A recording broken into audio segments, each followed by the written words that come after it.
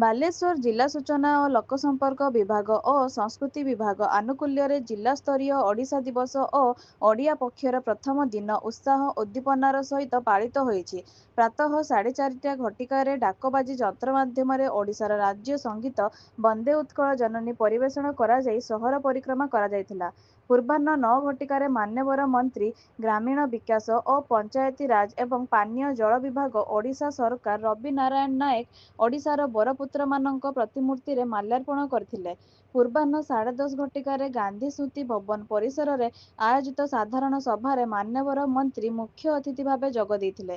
ତାଙ୍କ ସହିତ ସଦର ବିଧାୟକ ମାନସ କୁମାର ଦତ୍ତ, ଜିଲ୍ଲାପାଳ ସୂର୍ଯ୍ୟବଂଶୀ ମୟୂର ବିକାଶ, ଉପଜିଲ୍ଲାପାଳ ଶିବ ମାଲବ୍ୟ, ଅତିରିକ୍ତ ଜିଲ୍ଲାପାଳମାନେ ଏବଂ ଅନ୍ୟାନ୍ୟ ଅଧିକାରୀମାନେ ମଞ୍ଚାସୀନ ଥିଲେ।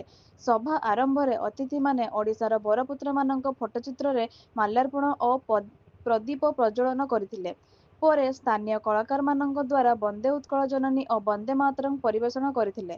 ବକ୍ତାମାନେ ଓଡ଼ିଶାର ଐତିହ୍ୟ, ଗୌରବମୟ ଇତିହାସ ଓ ଭବିଷ୍ୟତ ଦୃଷ୍ଟିକୋଣ ବିଷୟରେ ଆଲୋକପାତ କରିଥିଲେ। 2036 ସୁଦ୍ଧା ଓଡ଼ିଶାକୁ ବିକାଶଶୀଳ ରାଜ୍ୟ ଏବଂ 2047 ସୁଦ୍ଧା ଭାରତକୁ ବିକଶିତ ରାଷ୍ଟ୍ର ରୂପେ ଗଢ଼ି ତୋଳିବାର ଲକ୍ଷ୍ୟକୁ ସାକାର କରିବାକୁ ସମସ୍ତଙ୍କୁ ଆହ୍ୱାନ ଜଣାଇଥିଲେ। ସାଧାରଣ ସଭାକୁ ଜିଲ୍ଲା ସୂଚନା ଓ ଲୋକସମ୍ପର୍କ ଅଧିକାରୀ ପ୍ରିୟଦର୍ଶୀ ରାଜେଶ ପରିଚାଳନା କରିଥିଲେ ଓ ସାଂସ୍କୃତିକ କାର୍ଯ୍ୟକ୍ରମକୁ ଜିଲ୍ଲା ସଂସ୍କୃତି ଅଧିକାରୀ ସୁଶ୍ରୀ ମନସ୍ୱିନୀ ରାଉତ ପରିଚାଳନା କରିଥିଲେ। ମୁଁ ଏ ଓଡ଼ିଶା ଦିବସ ଅବସରରେ ଆପଣମାନଙ୍କୁ ଅନ୍ତରରୁ ସମସ୍ତଙ୍କୁ ଶୁଭେଚ୍ଛା ଅଭିନନ୍ଦନ ଜ୍ଞାପନ କରୁଛି। ଏଇଠି ଅନେକ ପିଲାମାନେ ଆସିଛନ୍ତି। ମୁଁ ବାହାରେ କିଛି ପିଲାଙ୍କୁ ପଚାରୁଥିଲି କି ଆଜି କ'ଣ, କିଛି ପିଲା କହୁଛନ୍ତି ଆଜି ଉତ୍କଳ ଦିବସ, ଆଉ କିଛି ପିଲା କହୁଛନ୍ତି ଆଜି ଡାକିଛନ୍ତି ଡ୍ରଇଂ ପାଇଁ।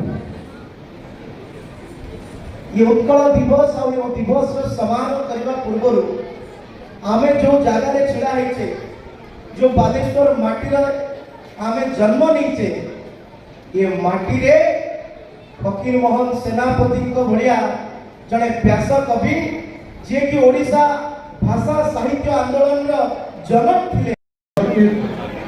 समस्त बालेश्वर भाई भौणी को मोर आंतरिक अभिनंदन एवं शुभेच्छा। बालेश्वर माटी में छिड़ा हुई आज उत्कल गौरव उत्कल जननी वंदना करने सुजोग मिलता दृष्टि मु निजक गौरव मन करुछि। ये माटी व्यास कवि फकीर मोहन सेनापति माटी